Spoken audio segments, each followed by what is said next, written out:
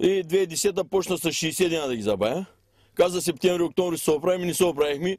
Оная година 2011 почна април, май ще оправим работи. Той започна още да забавя, докато сега сме с 3 месеца. 3 месеца и кусур сме назад с заплатите. И той върха беше за декември месец на работа сме. Имаме по 10 на 11, 12, 13 дена, всеки различно ни платена отпуска. А сме били на работа. Значи имам болничен 9 дена за януари, още не ми е изплатен. По проста причина, че чак миналата седмица са вкарали това. Осигуровките за януари месец. А пък за заплатите изобщо сме под всяка критика, тъй като минималният ни осигурителен праг от нова година е дигнат. При нас заплатите се стоят от 4 години сета. На мен работодател има около 1000 лева да ми да. Защото аз имам овердрафт и тегля от овердрафт и овердрафта съм го унищожил, понеже заплатите изостават. И децата и жената помагат. Нашият директор малко особен. Защото като тръгнахме да правим синдиката, както казаха колегите, двамата ги наказа, ги направи пазачи, пък нас с колегата на изгони въобще не даде думата. И не знам как се оправим с него.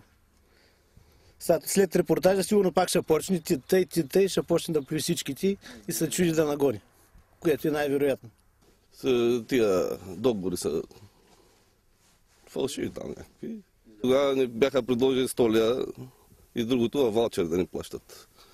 После ги оправи, какво стана, не знам. Нямаме синдикат, тъй като не са позволи да направим синдикат, искаме, но не са позволи. По принцип не е адекватно да почнем, добачкаме по 7 часа. От тук като почнем, ние взривяваме, пробиваме, като и отиваме горе, има скара, трошим камъни.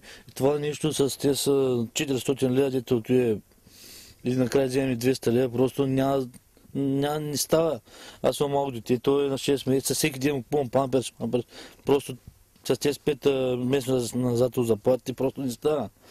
Те си мислят хората, че тук сме 6-7 човека и направо на луди направят.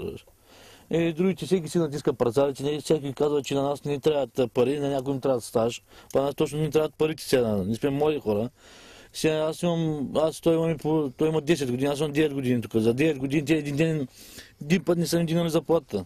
Ни бачкаме 1 километър навътре, няма аспирация, няма нищо.